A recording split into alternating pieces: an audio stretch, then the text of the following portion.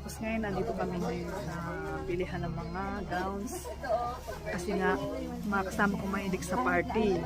So, kaya nandito kami sa mga gowns ito. Uy, ang ganda. Ayun naman ako.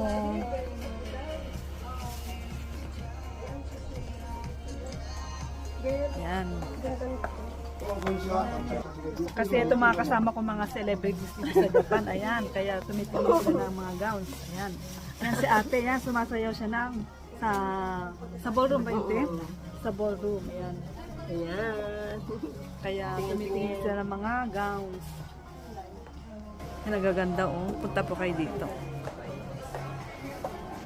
Pinsa po ito. Ayan. Tapos, ay, ang daming mga gowns. Grabe.